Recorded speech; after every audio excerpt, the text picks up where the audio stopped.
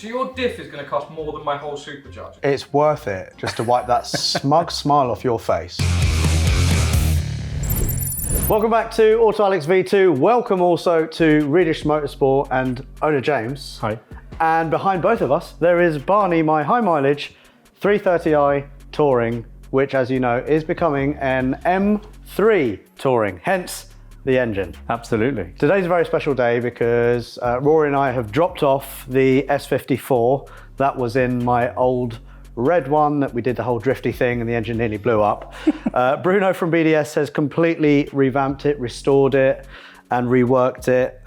So power should be around the what, 343 standard. 343 so hopefully standard. Restored power. Yeah. Exactly. So there's a lot of work that has been done. There's a lot of work that will be done to Barney because this car will be ready in time for Shedfest. Shedfest. Okay, Shedfest on May the 4th. Make sure you get your tickets if you want to see the unveiling of probably the UK's cleanest, most accurate E46 M3 Touring. Yeah, obviously we'd be biased, but yeah, probably. Absolutely. Yeah. All right, so James, we're obviously here for a bit of an update. Yes. A lot has changed, so yes. What are the biggest changes? I think we probably need to lift up Barney. Absolutely. Oh, James, it's brand new. It is absolutely brand new. It almost is new. Bloody hell. And still got 222,000 miles. Yeah, the funny thing is, when I first brought Barney to you and you said to me, what do you want it to be like? Do you want it to be fully restored, where you can eat your dinner off it, or do you want to be a working kind of rolling project with all the running gear and stuff like that? And I was like, we'll go for the latter. Yes. Because I don't want to be able to eat my dinner off it. But now I can definitely eat your dinner off it. Eat my dinner, lunch and breakfast off it. It's fair to say it's evolved a little bit, hasn't it? It has. Since it really the initial project of M3 boot floor, RACP reinforcement. Yeah. And it's just... And then I always get nice little voice notes from James saying, all right, mate, so we've got these bits here. Would you like them done properly or would you like them to be done shit? And I always have to say, we've got to do it properly because, I mean, why wouldn't this is your bread and butter, isn't it? This is restoration. What we do. Restoration. This is our main staple. M3 restoration. All sorts of things. Z3, E39s, did a lot, but we only do it one way. Yeah. Yes, and that is the right way. Yes. So James, talk us through what has changed to Barney because there's a lot going on. Yeah, it's a lot. It's still a bit of work in progress with some arches and things, which we'll look at in a bit. But I think when we last left it, we were looking at the boot floor had been done, the RACP reinforcement. I think since then, maybe battery box, you might not have seen that since it was last done. So brand new BMW battery box because they're still available and they're nicely priced. So why wouldn't you? Because it had holes all in it. Yep. So that's all sorted and blended in lovely with the rear panel and the boot floor. We've then gone on to sort of the rear sort of fuel tank area, you'd call it, rear seat panel, sort of lots of different things going on here, lots of different shapes and contours and angles and lots of trapped corrosion, lots of areas for corrosion to sort of fester and grow, which unfortunately happens on most E46s and especially Barney. You're all right, Rory. Yeah. And it just had to be systematically worked through. Find all the little nasty nooks and crannies where corrosion was trapped and hidden behind seam sealer and sometimes hidden behind panels and remove it either by forceful removal, which is sort of abrasive techniques, belt sanding, grinding, drilling out spot welds, releasing panels, opening layered sections, and sometimes fabricating new pieces. Yeah. James, I noticed that you've done these as well. That was... What are they called, Rory? They're the V-brace brackets. He's clever. He's on it. He's on it. Yeah, V-brace mounting brackets. So that's a new thing that is in development with Reedish Motorsport. So we've done yours. It's basically been a guinea pig, and we've developed them on your car. Which means free. Which means free. And, and they're obviously going to work perfectly. So when converting a non-M3 body shell, you need to have a V-brace to tie in the front section of the rear subframe to sort of clamp the front subframe bushes in double shear.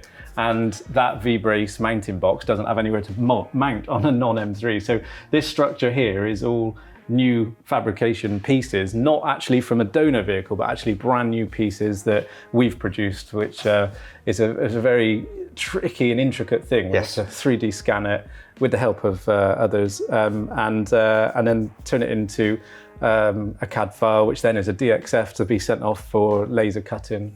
Then it comes flat, then we have to fold it, then it has to be welded. There is something that we need to discuss. Yes. Which is the differential. Yes. So there are a few options, aren't there? There is. So talk me through the options so everyone kind of knows Yeah, where we're heading. So you could have a completely original rusty diff put back in, which isn't going to look very good. I don't think you'd even allow me to do that if I No. said yes, please. You're right, we wouldn't. So next thing is to just paint it, just to aesthetically improve it from the outside. It's not that effective. You've still got corrosion sort of ingrained in all the nasty sort of big iron sort of casing. But it will last for a little while. The best option is basically strip it down and rebuild it. Okay. Not only for being able to blast it and get rid of the corrosion and then repaint it properly, but you also get new bearings, new oil seals, and most importantly, you can get the LSD apart and then actually change the clutch packs, which would undoubtedly have been worn and probably given you a grinding noise when you're doing tight turn manoeuvring. And Still drifted really well, though. it did that's all I will amazingly, say. but that's probably down to user ability. Oh, thank you, yeah. So what are the diff options then? Yeah, so we can either rebuild the original, Yep. new clutch plates inside and have it still as a plated diff with your 3.62, which they all had, or we could change that for something like a wave track if you wanted an ATB, like a torque biasing diff, helical one. That's the LSD part of it, but the most important bit out of all diff rebuilds really is changing the crown wheel and pinion. Yeah, just ditching the 3.62 and going to a BMW Motorsport 4.1. Which means what? Better acceleration with just gear science, not actually stressing or requesting any more power out of the engine, not stressing anything. You are going to lose a tiny bit of top speed, but nothing that you're really going to be able to notice or care about. So better acceleration means that, say if I were to find myself on a racetrack, Yes. next to an E46, Yeah. 330i, Yes. touring with a supercharger, Yeah. then that would probably be quite beneficial. Very much so. Okay, so James, let's go for the 4.1. Sounds good. It's expensive though, isn't it? Yes. Okay. James, let's go for the 4.1. Wait, Lovely. how much are we talking, Jack? I think it's on our website. It's about $3,000 as a package. So your diff is going to cost more than my whole supercharger? It's worth it just to wipe that smug smile off your face. Before we continue looking underneath Barney, a reminder from me, because I love you guys, that if you want to buy yourself a used car, van or motorbike, do yourselves a favour, run a car vertical report on it first to ensure it's not been crashed, stolen or clocked. If we take a look at Rory's Jaguar XJ, you can see we've got green ticks for odometer, finance and damage. That tells me that this car, unlike its owner, does not have a shady past. And now for an example of a car vertical report that would make me run a mile from this Audi RS3. We've got a green tick for finance and legal status, which is lovely, but an amber warning for odometer and damage. So let's scroll down a little bit and you can see here immediately we've got crash pictures of this RS3. Front end damage doesn't seem to be too bad. We've got a door that also needs replacing. Airbags have not gone off though, so that's not too bad. Scroll down a little bit further. This vehicle may have fake mileage, and lo and behold, in 2017, we've got 18,000 miles, and in 2018, it's back down to 11,600. So someone with this car has not only crashed it, but also clocked it. So for me, I'm out. So again, and yes, I know I say it every single week, do not get stung when buying a used car, van or motorbike. Run a car vertical report on it for peace of mind. What's more, you will get a massive 20% off using the code V2. Back to Barney. So talking of price, obviously there's a lot that's been done. Yes. If I were, and this is going to be kind of completely off the top of your head, if I were a punter, I came in with Barney, my high mileage hero, and I said, minus the engine, I want everything to be done as we are doing. Yes. Is there a figure in your mind that I would be looking at as a normal punter? As a full nut and bolt restoration, which is different on yours because we probably aren't going to be doing every fixing brand new. Something's going to be zinged to save some. But we are probably, what, 80%? You're going to be very close to an underside restoration. Yeah. Yes. It's so hard to say because we've got things in that are really unique for us, like the M3 rear wheel arches, which don't get done very rarely. Which this is work in progress. Already started. We've made a start on this side. And we're just working with the section in the door at the moment. And this obviously still needs to be final fettling and improvements, but it's a work in progress with the left. Still to do the right. It is almost impossible to say because every car is so different because of corrosion. Yeah. But we're looking at more than 1,500 quid. We are looking at more than 1,500 quid. Okay. Well, I mean, the diff alone is $3,000. So, So, James, what is left to do on Barney? Because What? Hold on. What is the date? It's the 19th of March today, and Shedfest is on the 4th of May. I still need to get Barney a complete respray. Need to find wheels. BC Racing coilovers need to go on. Brakes.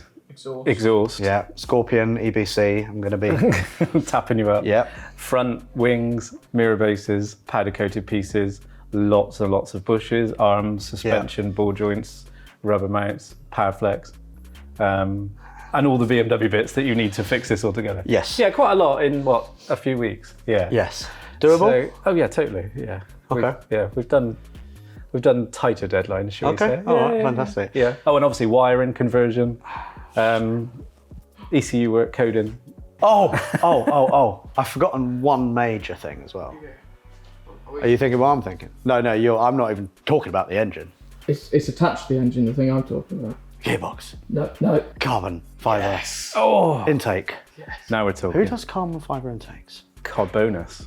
Those are the best ones. Carbonus? We fit lots of those. I would like you to give me a Carbona by providing one of your intake. That was good, wasn't it? That was good. They can use that as their tagline on their website. Yeah, that's a good point. We'll give you a Carbona. We'll give you Carbonas. Yeah, nice. Yeah. Engine, blah, blah, blah. Underside. That's all boring, I know, James. rubbish. It's all really boring stuff. Nobody sees the underside. Exactly. No one cares about the engine. What people really care about, James, do you know where I'm going with this? No. Is towing. Right, yeah. Where are we at? Obviously, the M3's got a carbon fibre unit, rear cross member, which we cannot tie into for any structural reason whatsoever, and certainly not towing, because it's dry carbon fibre. So we're going to need to convert that to the metal one. We've got some ideas. We've bought some items, all genuine BMW. What have you bought? Yeah. Have you bought a Westphalia? No, we bought a BMW. Well, actually, it might be made by Westphalia, but we bought a genuine BMW, two versions, one from an E46 and one from a different car, which I can't tell you yet. A BMW? Yeah, BMW. Okay. And some control units and some wiring and things like that. So we're going to have a play about, is what we're going to say, because we've obviously got issues with diffuser. The diffuser's right in the way of where the hitch goes. You've also got the big elephant in the room, which is the massive rear exhaust silencer. Yes. If we obviously are going to use a dual exhaust because we've gone to the effort of putting the M3 boot floor in an OEM fashion. No, actually, you know what? Don't worry about it. Okay. We'll just go one dirty pipe. Perfect. Out the side of the car. That's brilliant. I can take that back and send it back. You can, yeah. That's brilliant. Yeah. Any more updates on Barney, or is that kind of where we're at the moment? Yeah, well, apart from all the centre, all the hours, if I dare say, possibly even weeks that Dave has, well done Dave, has been working underneath the vehicle doing the de-corroding work. It is a thankless task. And Is Dave the guy with the jumper with all the holes? Exactly, Yeah. You can tell he does the dirty work. Dave does lots of welding, lots of fabrication, lots of corrosion removal, and he's excellent at what he does. Yeah. And he has slaved away on Barney for a long time. Yeah. It's only a small package, but very important. Same. Oh, wow. An OEM correct chassis number. Replica of the BMW chassis sticker, but with some slight additions. Oh, yeah, I forgot about this. So rather than 330 Touring, it now says M3 Touring. You can't see it because I can't peel it off properly until we use it. We have also changed the weight class to match the M3 iron block. That's amazing. Not the alley block that it did have. We've also got a replica of the BMW individual Techno Violet paint. Even with the correct font, it had to be purchased to make it right. Just a small touch, but it's it goes the reader's right, isn't it? I love it. Those Those stickers also mean that I can never sell this car. Exactly, because it's got your name on it. It does have my name on it. Which means it's worthless. Harsh but fair, Rory. I'll give you that.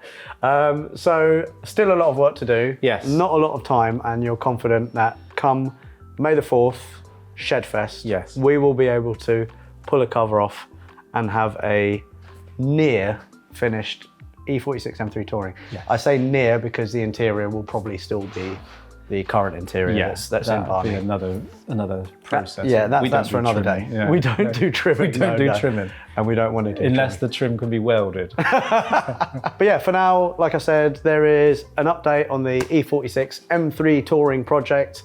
Massive thank you again to James, all the guys at Reedish, for agreeing to undertake it all. No worries. And you have been putting other things on the back burner to make sure that this actually happens in time. We have got a lot of work to do, but we're going to get there. Indeed. Yeah, definitely. Happy days. All right, well, thank you very much for watching. Make sure you like and subscribe, and also follow Reedish on all of the socials. Links will be below. From us, we'll see you next time. Any famous last words? Hold out your hand. Oh, now you're around. There we go. We'll see you next time.